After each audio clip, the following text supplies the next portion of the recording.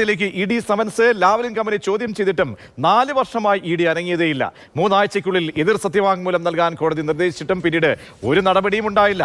കഴിഞ്ഞ 4.5 വർഷമായി എസ്.എൻ.സി ലാവ്ലിന്റെ ഹർജി ഹൈക്കോടതിക്ക് മുൻപിലുണ്ട്. ഇതിനിടെ കേസ് കോടതിക്ക് മുന്നിലെത്തിയത് ഒരേ ഒരു തവണയാണ്. ബിനിൽ വിവരങ്ങൾ നൽകാൻ ചേരുന്നുണ്ട്. ബിനിൽ, ഈ സംഭവവുമായി ബന്ധപ്പെട്ട്, കേസുമായി ബന്ധപ്പെട്ട ഈ അന്വേഷണ ഏജൻസി വളരെ നിസ്സംഗതയോടുകൂടി, ലാഘവത്തോടുകൂടി കാര്യങ്ങളെ കൈകാര്യം ചെയ്തു എന്നാണോ പുതുതായി നമുക്ക് മനസ്സിലാക്കാൻ കഴിയുന്ന കാര്യങ്ങൾ?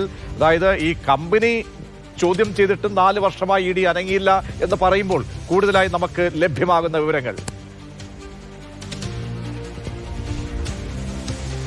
പ്രതീക്ഷ, എസ്.എൻ.സി ലാവ്ലിൻ കേസുമായി ബന്ധപ്പെട്ട് PMLA പ്രകാരം ഒരു ECIR രജിസ്റ്റർ ചെയ്തിട്ട് എൻഫോഴ്സ്മെന്റ് ഡയറക്ടറേറ്റ് തുടർച്ചയായി ഒരുപാട് പേർക്ക് സമൻസ് അയക്കുന്നു. പക്ഷേ ആ സമൻസ് എല്ലാം ആവിയായി പോകുന്നതാണ് നമ്മൾ കണ്ടിട്ടുള്ളത്. അതിന്റെ മറ്റൊരു ഉദാഹരണമാണ് ഇപ്പോൾ പുറത്തു വന്നിരിക്കുന്നത്. 2023 മുഖ്യമന്ത്രിയുടെ മകന് ഇ.ഡി. സമൻസ് നൽകുന്നു. പിന്നീട് ആ സമൻസ് എന്തായെന്നോ ഈ വിവേക് കിരൺ ഹാജരായെന്നോ ഒന്നും അതിൽ നിന്ന് വ്യക്തമല്ല. ആ സമൻസ് അവിടെ വെച്ച് അവസാനിക്കുന്നു.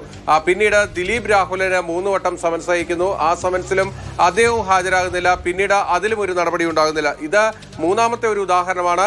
എസ്.എൻ.സി ലാവ്ലിൻ കമ്പനിക്ക് 2021 എൻഫോഴ്സ്മെന്റ് ഡയറക്ടറേറ്റ് ഒരു സമൻസ് അയക്കുന്നത്. ആ സമൻസ് ചോദ്യം ചെയ്തുകൊണ്ട് 2021 തന്നെ ഹൈക്കോടതിയിലേക്ക് എസ്.എൻ.സി ലാവ്ലിൻ കമ്പനി എത്തുകയാണ്. ആ കമ്പനിയുടെ ഹർജി പരിഗണിച്ചുകൊണ്ട് 2021 ഏപ്രിൽ 23 ഹൈക്കോടതി ഒരു ഇടക്കാല ഉത്തരവ് നൽകുന്നുണ്ട്. ആ ഇടക്കാല ഉത്തരവ് പ്രകാരം 3 ആഴ്ചയ്ക്കകം എതിർ സത്യവാങ്മൂലം നൽകാനാണ് എൻഫോഴ്സ്മെന്റ് ഡയറക്ടറേറ്റിന് നിർദ്ദേശം നൽകുന്നത്. കേന്ദ്ര സർക്കാർ അടക്കം ഇതിൽ എതിർകക്ഷികളാണ്. പക്ഷേ ആ 3 ആഴ്ചയ്ക്കകം എതിർ സത്യവാങ്മൂലം നൽകാൻ കോടതി നിർദ്ദേശിച്ച ഒരു കേസ് പിന്നീട് പുറം ലോകം കണ്ടിട്ടില്ല എന്നതാണ് ഏറ്റവും പ്രധാനപ്പെട്ട കാര്യം.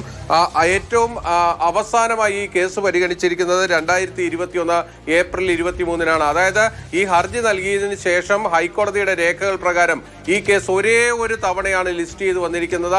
ആ ലിസ്റ്റ് ചെയ്ത് വന്ന ദിവസം കേന്ദ്ര സർക്കാർ അഭിഭാഷകരുണ്ടായിരുന്നു, ഇ.ഡിയുടെ അഭിഭാഷകരുണ്ടായിരുന്നു. ഈ ഇരുകൂട്ടരോടും എതിർ സത്യവാങ്മൂലം നൽകാൻ 3 ആഴ്ചക്കകം എതിർ സത്യവാങ്മൂലം നൽകാനാണ് അന്ന് ഹൈക്കോടതി ഉത്തരവിട്ടത്. ആ ഉത്തരവിന്റെ ശേഷം പിന്നീട് ഇത് ഹൈക്കോടതിയിൽ ഒരു തവണ പോലും ലിസ്റ്റ് ചെയ്ത് വന്നിട്ടില്ല.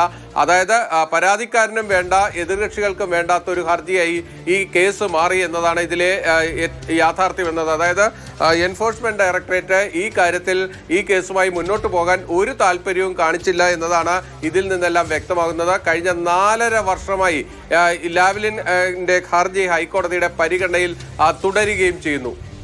ബിനിൽ, ഇക്കാര്യത്തിൽ ഒരു ഉദ്യോഗസ്ഥരിലേക്ക് മാത്രമാണോ നമുക്ക് ഇക്കാര്യങ്ങൾ ചൂണ്ടിക്കാട്ടാൻ കഴിയുക? കാരണം അന്നിരുന്ന ഉദ്യോഗസ്ഥരൊക്കെ തന്നെ പല വഴിക്ക് പോവുകയോ ഒക്കെ ചെയ്തിട്ടുണ്ടാകാം. അപ്പോൾ ഇക്കാര്യത്തിലൊരു നമ്മൾ ഈ അന്വേഷണവുമായി ബന്ധപ്പെട്ട അന്വേഷണ ഉദ്യോഗസ്ഥരെ കേന്ദ്രീകരിച്ചൊക്കെ കാര്യങ്ങൾ എവിടെയാണ്? കാരണം ഇത്രത്തോളം ലാഘവത്തോടുകൂടി കാര്യങ്ങൾ കൈകാര്യം ചെയ്യണമെന്നുണ്ടെങ്കിൽ അതിന്റെ, കാരണം സാധാരണ കേസ് പോലെയല്ല, വളരെ ഗൗരവമേറിയ ഒരു കേസാണ്.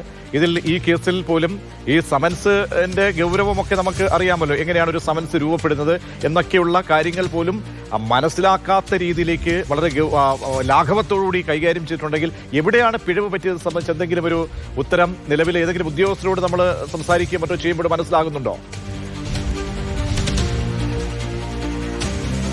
പ്രതീക്ഷ, ഉദ്യോഗസ്ഥർ മാറിപ്പോയി എന്നത് ഇതിനുള്ള ഒരു മറുപടിയല്ല. കാരണം എൻഫോഴ്സ്മെന്റ് ഡയറക്ടറേറ്റ് എന്നത് ഒരു ഉത്തരവാദിത്തപ്പെട്ട ഏജൻസിയാണ്. ഓരോ തവണയും ഈ കേസിന്റെ ചുമതലയിൽ വരുന്ന ഉദ്യോഗസ്ഥർ അവർക്ക് ബോധ്യത്തിന്റെ അടിസ്ഥാനത്തിലാണ് ഓരോ സാക്ഷികളെ വിളിച്ചു വരുത്തുന്നതും സമൻസ് അയക്കുന്നതും ഒക്കെ തന്നെ.